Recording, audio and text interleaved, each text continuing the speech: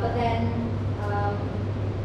from the all of the kind of historical data that we have, it's also we find that Quang Tri is one of the most contaminated areas in Vietnam.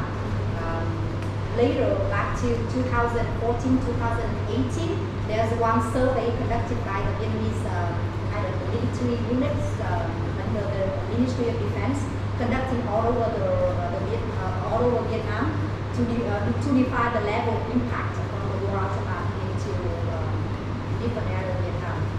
So it's also defined the list of the areas or provinces most heavily contaminated by the So Quang Tri is also top kind of one of the top areas is contaminated. Together with Quang Binh, we will also see Quang Binh later, but now it's all in Quang Tri. And then several other provinces also define the high level of contamination. So it's come from the historical data, but also come from the survey conducted by the Vietnamese government. And then from there, we prioritize.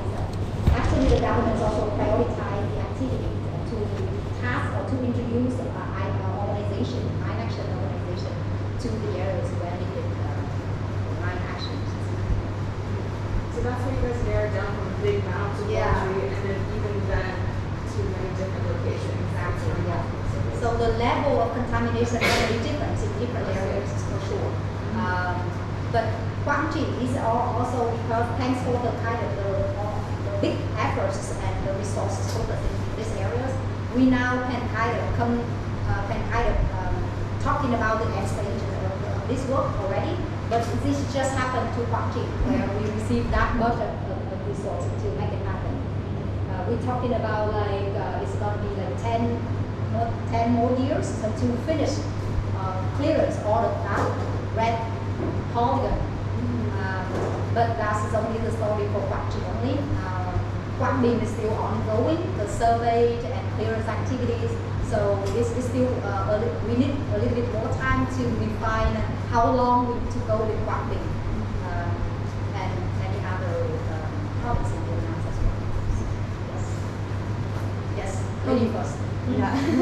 You said that initially, like the quotes from the survey was that it was going to take up to like 300 years to clear all of the unexploded ordnance in the area, and then there was a lot of work done in that, and they changed the approach, and now almost half of that has been cleared in 20 years. What do you think is the most like impactful change in the way that Peace Trees and other organizations have approached clearing UXO compared to like previous systems? I mean, in the land release procedures, we're talking about like the head top triangle and the down top triangle, which if you kind of focus more on survey and define exactly where you should put the resources into, then you will save a lot of money for clearance. So if you kind of come from the survey, narrow down the areas that you need to focus, then the work that need more resources, most of the resources going to clearance costs the most, right? Rather than the survey. So if you kind of do better with the survey, you can narrow down your resources for clearance. That's the model we are doing right now. Try to just focus the resource for clearance in the area where it's really contaminated and need to be released.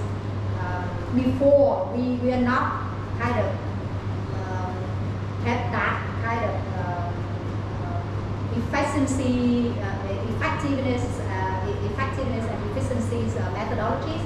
So that's why the survey come up with a big number of the years of 200, 300 years for clearing all of the country. But with the new methodologies, we now kind of know and where we should focus on the resource office. And with that methodology, even with the new methodology, it's still hard for Vietnam to say like how many years we need to be, we need to clear all of the country, because it's also need to be to survey also. But for sure, it's gonna cost less money and then shorter time.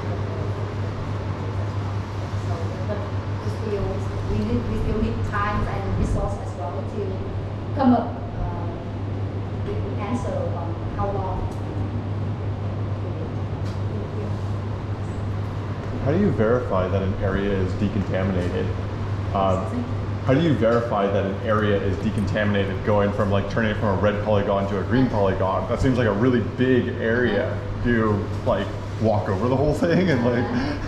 So the survey, the methodologies of surveys come from, for example, it's from the DAS assessment first. So it's going to be like historical data that we have from the spot tasks we conduct. Like we used to receive a hot emergency call and file something at the areas. And if that's cluster munition, we know that there's a cluster munition there. Or from the bombing later, the U.S. Air Force told us that they used to drop bomb, a big bomb there.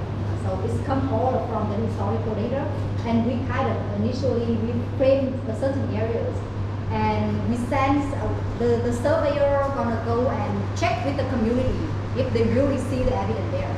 The evidence can be the cluster munition itself, or the accidents happened there already, it's recorded and known by informants, or kind of other explosions used to happen at a certain area.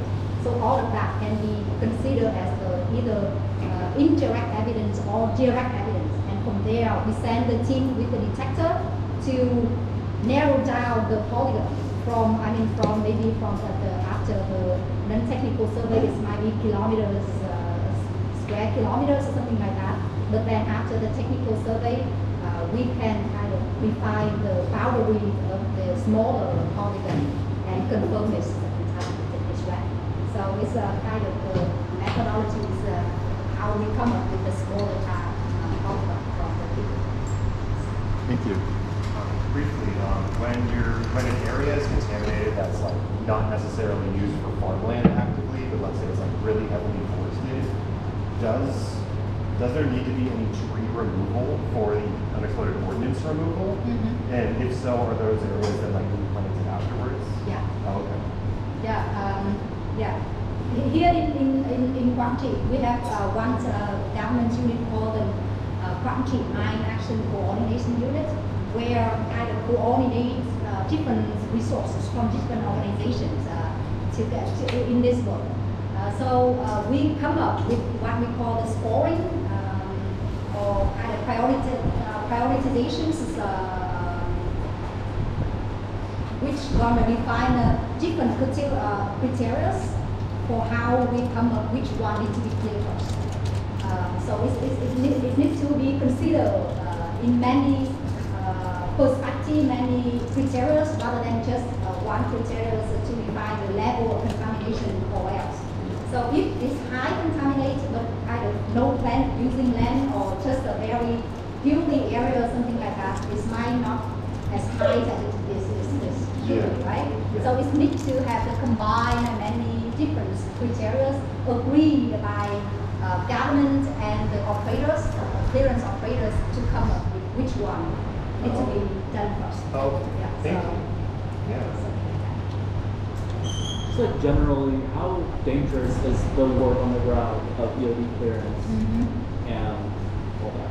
Yeah. Obviously, it's dangerous. Yeah. I mean, it's unexploded. It can be exploded anytime, right? That's why we focus a lot in what we call technical training.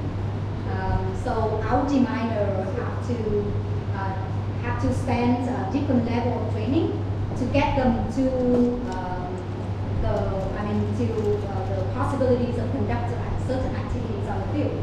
So they themselves will be trained to refine what kind of weapons and which situation of that weapons that can be safe to remove, carefully remove, and technically remove from the site, the areas to the central demolitions, to the storage and make a central the demolition later, or which time of the weapons or which time of the field needs to be careful and have to be destroyed in the situation.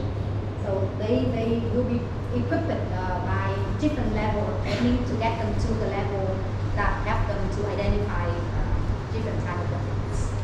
So you will have the opportunity to experience what they really do on the field using the detectors, but also defining the time of weapons and how time of the items, the stolen items found. And the situation here in Quảng Trị is that most of the unexploded ordnance are either subsurface or underground, which means it's not just there on the surface so that you can see it, right? You can see it and identify it easily from the distance. But here, because it's subsurface or undersurface, it needs to be to use the technical detectors to define the signal, and then from there excavate to expose the underground items, and from there identify what next to do. I think my follow-up question is, if with it being high risk, like what kind of like balancing tools do you guys use to like balance safety and obviously the work at the same time? I mean, it's for the people who not technically trained, and that's if I'm not kind of training, and that's quite scary and dangerous. But if they follow carefully and strictly and what we call the standard operation procedures (SOP), they gotta be safe. I mean, they gotta be safe with a certain.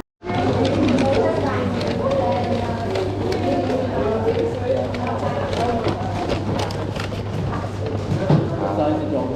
I love water bottles. I got 4XL.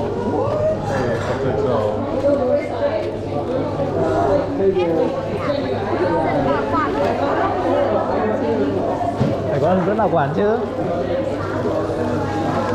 Ok, ok đấy.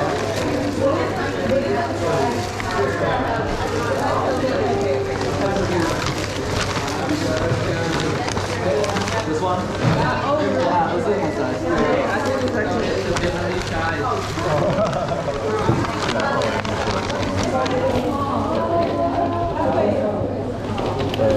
Yeah. Let's try it on.